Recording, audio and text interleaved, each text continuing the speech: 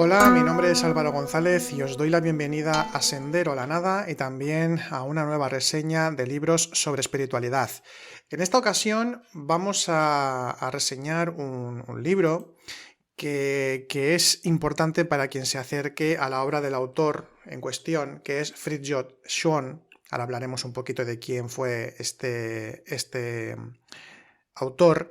Es importante porque este libro fue, tal y como dice la descripción del libro por parte de la editorial Olañeta, que fue quien lo editó, ahora también quiero hacer un comentario al respecto. Este libro es de la unidad trascendente de las religiones, se publica por primera vez en el 1948 y tal y como dice Olañeta, como describe la obra que editó, es uno de los libros más conocidos de Fridtjof Schuon en la primera obra doctrinal importante del autor, en la que expone su método y su enfoque del estudio de las religiones. Y sí, o sea, cuando leemos el libro, pues sí que hay una serie de elementos básicos, de conceptos que va tratando.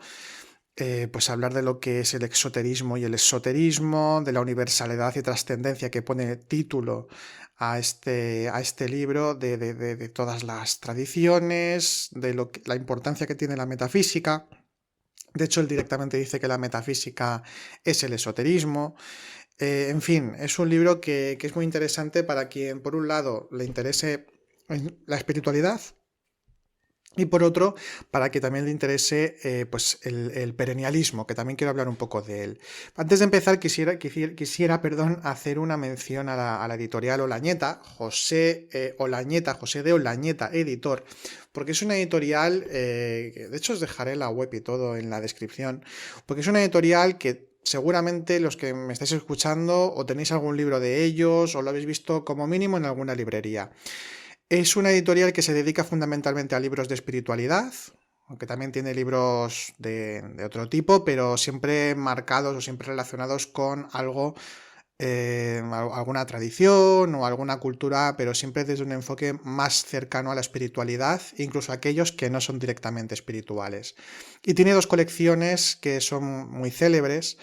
Una de ellas es los pequeños libros de la sabiduría, seguro que lo habéis visto por ahí, que son unos libros cuadrados, siempre con cubiertas muy bonitas, muy vistosas, y son libros pues que breves, que tratan muy pequeñitos, como os digo, y tratan pues de cualquier tema, es decir, de cristianismo, de sufismo, perennialismo, taoísmo, zen, poesía también, simbología, lo que queráis, vaya, que hay un montón de libros interesantes. Y luego quizá la que sí que es célebre de su propia editorial, de su propio catálogo, que por cierto es una editorial que inicia su trayectoria en 1976. Esta colección es Sophia Perennis. Sophia Perennis, que precisamente es una colección dedicada a libros sobre el perennialismo. O sea, a lo mejor hay alguno que no se marcaría tanto dentro del perennialismo, pero estamos hablando, por ejemplo, pues de obras de René Guénon, que algunas se editaron, aunque hay diferentes ediciones en castellano que podéis encontrar por ahí. También libros, evidentemente, de hecho tienen una colección que es la colección Fridtjof Schuon. Se llama, perdón, Sophia Perennis, serie Biblioteca Fridtjof Schuon. Porque al menos que yo sepa, la única editorial, yo no, a lo mejor hay alguna otra por ahí, pero que la única editorial que en castellano ha traducido y publicado los libros de este autor, de este maestro espiritual, porque para mí es un maestro espiritual, y han sido ellos. Además tiene bastantes publicados, además de todo tipo de temáticas, porque este autor trató de todo tipo de temáticas.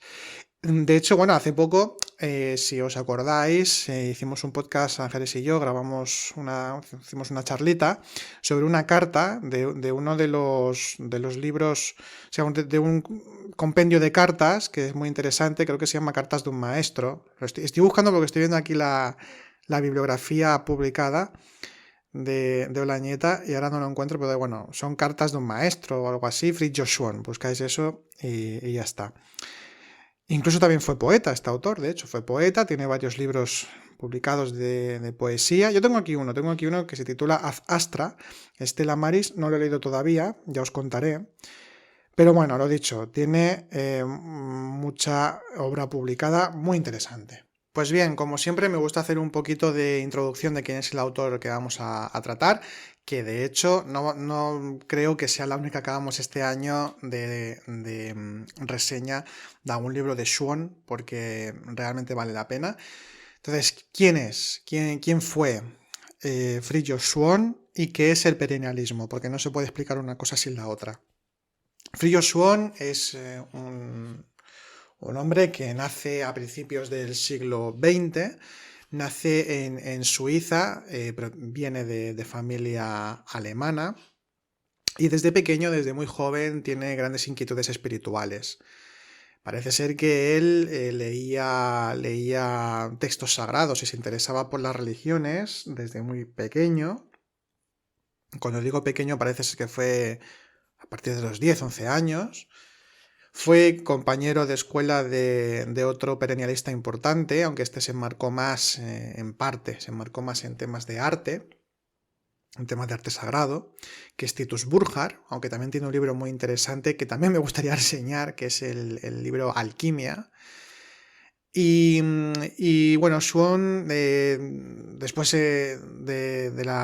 después o durante, no recuerdo ahora, de la Guerra Mundial, de la Primera Guerra Mundial, vive en Francia y bueno, a partir de ahí pues tiene una trayectoria viajera, estuvo viviendo en varios lugares, viajando por varios países, pero bueno, lo que nos interesa aquí, para hacer una breve descripción, una breve biografía de este autor, él en su momento, aunque se interesa siempre por todas las religiones, en su momento se hizo sufi, que era muy habitual en aquellos tiempos, porque por ejemplo Titus Burckhardt o también René Guénon y algunos otros cuyo nombre ahora no recuerdo, pero hay algunos otros perennialistas que se hicieron sufíes en un momento dado.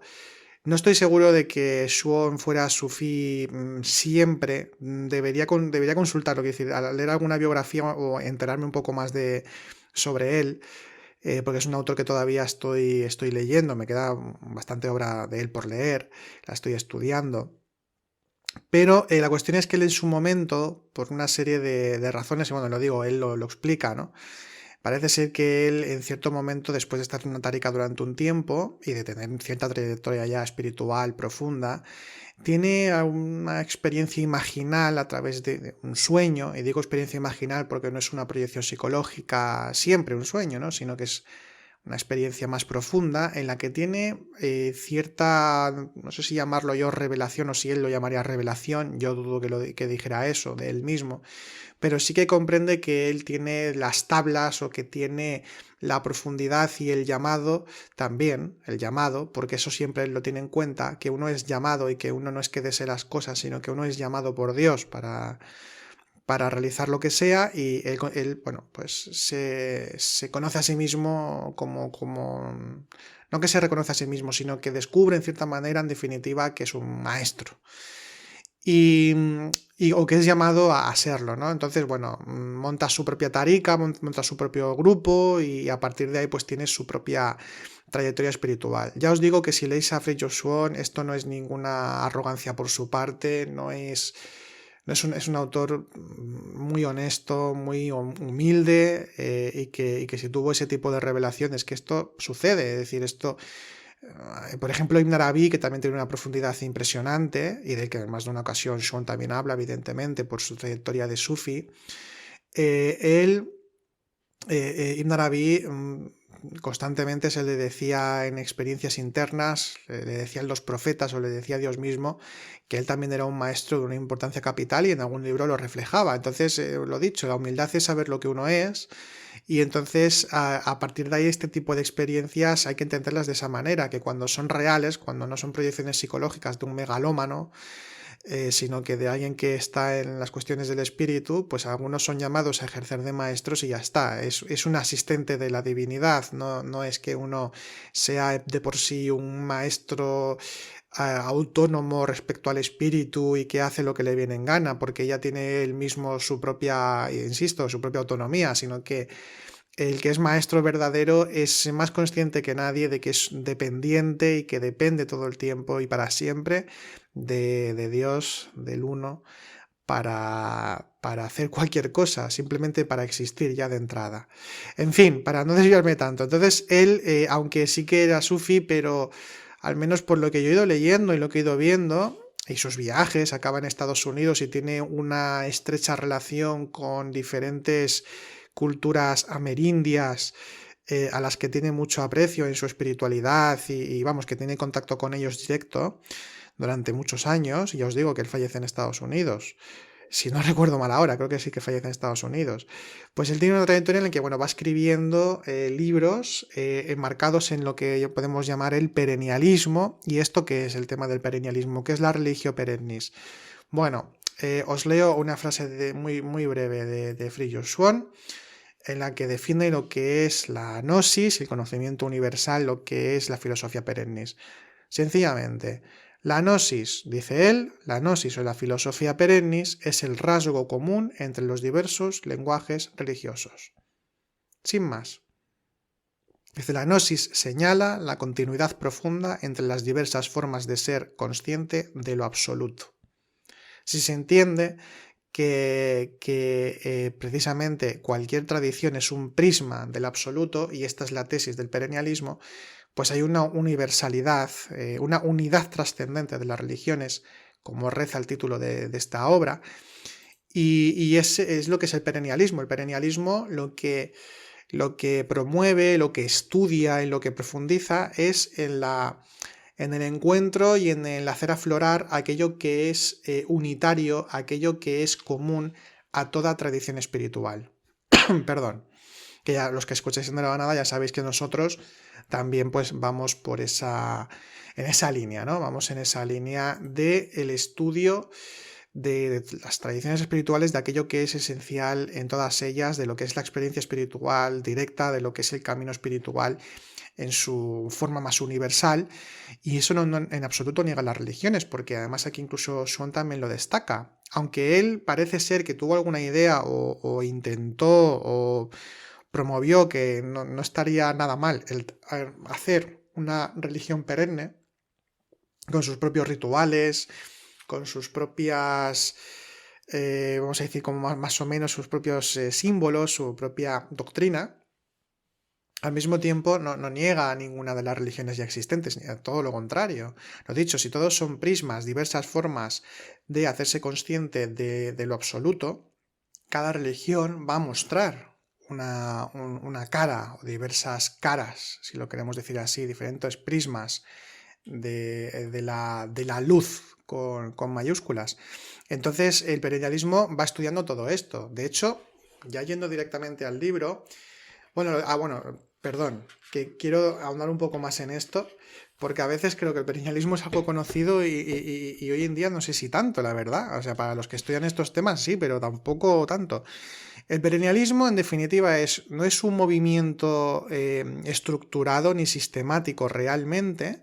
No lo es tal y como podemos entender, por ejemplo, una religión o algunas filosofías del tipo que sean, sino que estaríamos hablando de un enfoque esotérico, hermético, filosófico, religioso, es decir, espiritual, en definitiva, que intenta universalizar todo lo que es la espiritualidad en sí misma de todos los tiempos y de todos los lugares. No es un movimiento ecuménico tampoco en este sentido, no va de eso, porque se respeta a todas las religiones, como estoy diciendo, se tienen en cuenta y que se consideran necesarias. Fijaos que, por ejemplo, lo he dicho, el mismo Swan o René Guénon y otros autores perennialistas se hicieron sufis o estuvieron en órdenes herméticas, como fue el caso de Guénon también. Es decir, se hicieron sufis porque consideraban que el cristianismo católico del siglo XX, e incluso de antes, no tenía ningún esoterismo y por tanto pues había que buscarse las castañas en otro sitio, y tuvieron pues contactos, ¿no? con sufíes de diferentes maneras, que ahora no me quiero extender con eso porque sería otra cuestión. Quizás si hablamos algún día de René Guénon, que supongo que seguro que lo haremos, ya hablaríamos un poco de esta historia. Pero ellos tenían muy en cuenta esto, entonces se hicieron en este caso sufis, como se podía haber hecho otra cosa, igualmente siguieron escribiendo y profundizando en esa universalidad de la que estamos hablando.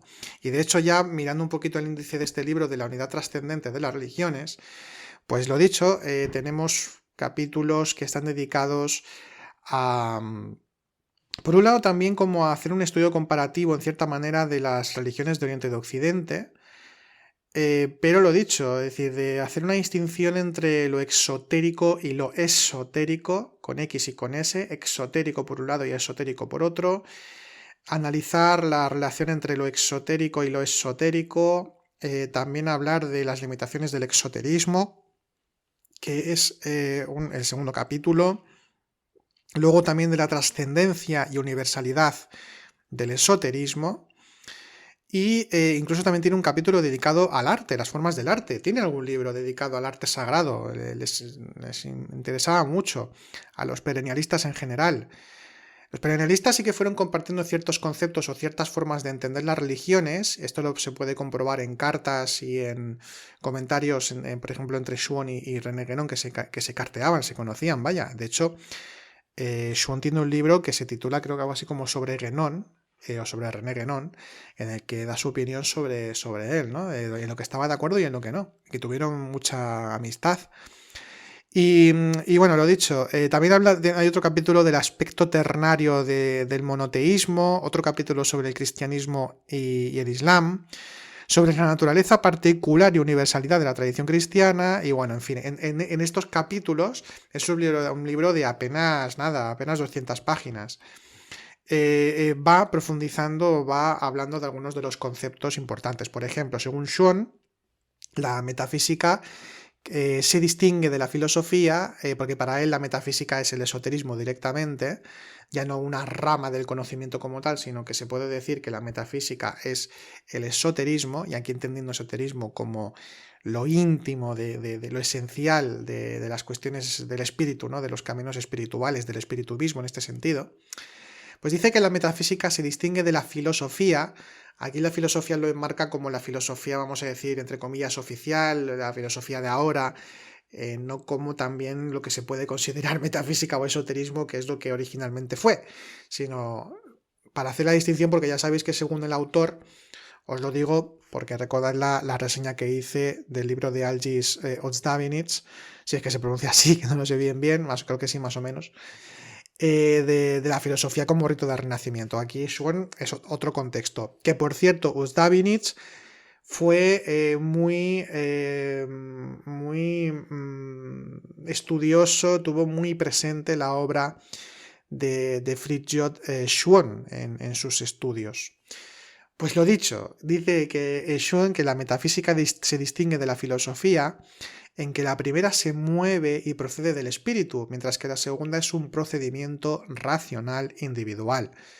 Entonces, en estos términos, la metafísica es el esoterismo y la filosofía es racionalismo. Simplemente es una cuestión de nomenclatura, pero se puede entender lo que dice aquí. Y luego, por nada, algunos parrafitos para que os interese el libro, porque es que de verdad que vale la pena. Por ejemplo, sobre el conocimiento, la sabiduría dice que la sabiduría es directa y activa, es intuición, es reconocimiento por semejanza. Leo textualmente, dice, diremos que en la intuición intelectual, entiéndase aquí intelectual, hace una distinción él entre intelectual y racional. Intelectual es del espíritu, intelecto, ¿no? Del intelecto, del nous. Entonces diremos que la intuición intelectual espiritual no es el individuo como tal quien conoce, sino en cuanto en su esencia profunda no es distinto de su principio divino. Por eso la certeza metafísica es absoluta a causa de la identidad en el intelecto, espíritu, entre el que conoce y lo conocido. Es decir, que la sabiduría es una unificación. La sabiduría es una unificación con el espíritu, con el principio divino, y por tanto, en la sabiduría se es. Hay un reconocimiento, una unión por semejanza, y a partir de ahí uno se despliega, uno se expresa. No es una cuestión de que yo sé algo y entonces lo digo, porque no es un conocimiento de un conjunto de cosas o de ideas amalgamadas, sino que es un ser en el que luego se expresa. También vamos, tiene un montón de ideas muy interesantes. Por ejemplo, habla de la doble raíz del mundo manifestado, que por un lado es la existencia como tal y luego la inteligencia, el espíritu, que sería como calor y luz. Entonces dice que todos los seres revelan esta doble raíz, revelamos esta doble raíz, que en realidad es como una trenza de una sola raíz. Esto me recuerda a mí cuando Heráclito dice que el logos es lo común a todos. Y por tanto, nos une la existencia y nos une el espíritu. Luego también, ya que vamos, que lo expone largo y tendido en este texto, las diferencias entre exoterismo y esoterismo, me gustaría apuntar una cosa porque me parece interesante para que tengamos en cuenta nuestro propio enfoque a la hora de abordar la espiritualidad, el enfoque que tengamos cada uno de nosotros a la hora de abordar estos temas, de vivirlos, de serlos. Y es que él dice que el exoterismo o la forma más externa de cualquier religión tiene características distintas, incluso opuestas al esoterismo, la parte más íntima, más esencial de las tradiciones en sí mismas. Que el esoterismo sería esa unidad trascendente de las religiones que da título al libro. Entonces dice que por un lado, dice que el exoterismo es dualista, yo y Dios. Es decir, creencia de separatividad, de lejanía, de diferenciación fundamentada en la existencia y no en la trascendencia y demás.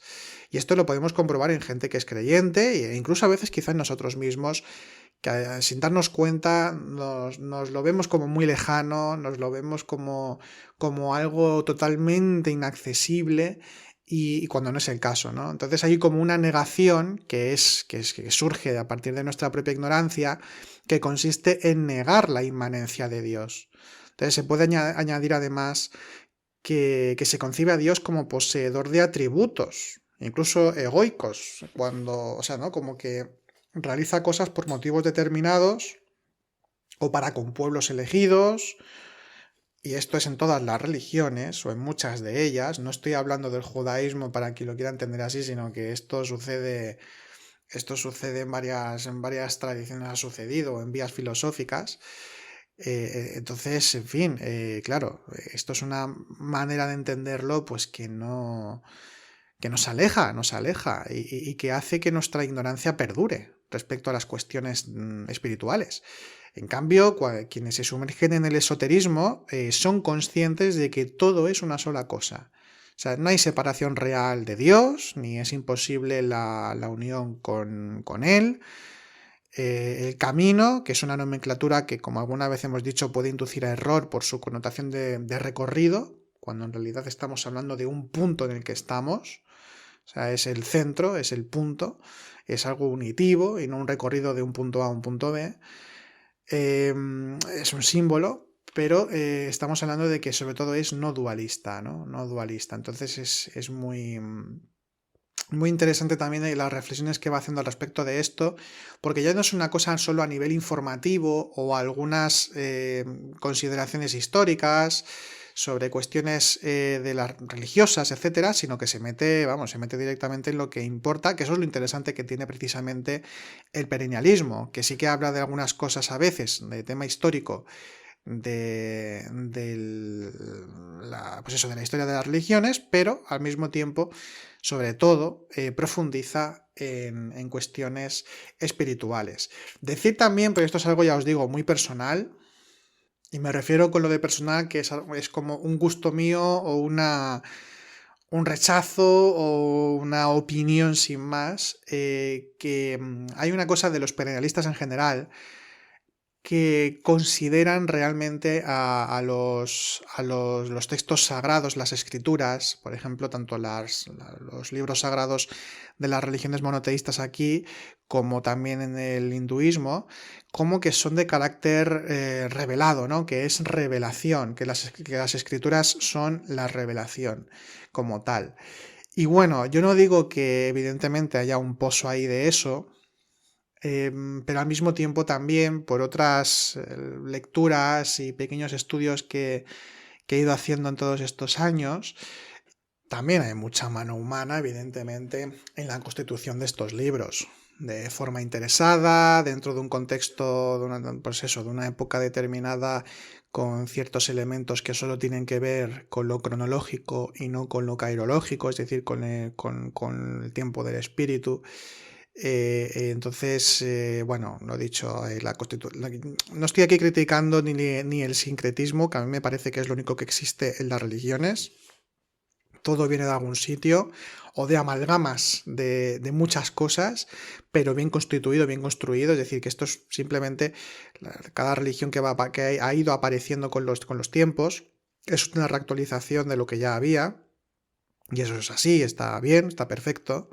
De hecho, precisamente el perennialismo, la idea de Sophia Perennis nos enseña precisamente eso. Pero la cuestión es que es eso, que yo ahí ya el tema del carácter revelado sin más o que directamente lo que ponen los evangelios o lo explicado oficialmente por las religiones en general, que se considere como un hecho histórico, pues yo no digo la existencia ni mucho menos de ciertos grandes maestros espirituales, ¿no? Fundadores de religiones, y no me refiero únicamente a un Moisés o a un Abraham o a un Jesús, sino también pues, a un Zoroastro o un Buda. Yo no niego la existencia de ellos, pero lo que se explica en esos libros, lo que se explica también en apócrifos en cierta manera, pues yo ahí ya tengo ciertas dudas, porque luego ves que podemos encontrar, que te digo yo, en la Odisea de Homero o en mitos egipcios o en ciertas consideraciones y símbolos mistéricos griegos o en algunos contextos hindúes o iranios, encontramos ahí elementos que luego aparecen también, pues eso, a la hora de constituir lo que es un evangelio o lo que es cierto capítulo de la Torá, etcétera. Entonces yo creo que la historia real de esos individuos o de esos grupos espirituales que constituyen estas tradiciones de esa manera, pues pueden ser, bueno, o sea, están ahí, son reales, evidentemente, porque alguien tuvo que constituirlo, pero luego lo que se explica tiene una connotación más simbólica que otra cosa, lo digo directamente. Lo dicho, es una opinión. Por eso digo que, por ejemplo, los perennialistas tienen como muy en cuenta esta cosa un poquito más doctrinal, siguiendo esa estela. Y personalmente, y puedo hablar también por Ángeles, nos desmarcamos un poco en este sentido de esa supuesta historicidad o directamente decir que todo eso es revelación al 100%. Pero lo dicho, es una opinión y puede ser causado por nuestra propia ceguera o porque somos hijos de nuestro tiempo y ciertas consideraciones son distintas a la hora de hablar de estos temas. Pero bueno, en fin, habrá que seguir profundizando para ver si algún día sabemos realmente lo que hay en esos textos sagrados y otras consideraciones de este tipo. Tampoco tiene tanta importancia. Bueno, pues sin más, espero que os haya gustado la reseña, para que os entren ganas. Para mí que os gusta la reseña es que compréis el libro, o que lo adquiráis y os lo regalen por vuestro cumpleaños y que lo leáis. Porque ya os digo que Frillo Sun es un autor que a nosotros nos está gustando mucho, que se ve esa profundidad, esa vivencia espiritual, ¿no? Esa trayectoria espiritual, que no es un autor sin más que ha hablado de estas cuestiones, sino que las ha vivido y tiene una profundidad más que, como digo, siempre sugerente. Bueno, pues sin más, os deseo una feliz y consciente ya fin de semana, feliz y consciente fin de semana, porque estamos ya a viernes. Y la semana que viene volvemos con un nuevo Sendero a la Nada. También hay que subir, tenemos que subir la parte final del curso de metafísica. Pronto subiremos los 2 capítulos las 2 sesiones que faltan. Y sin más, que os vaya muy bien. Nos escuchamos y nos vemos muy pronto.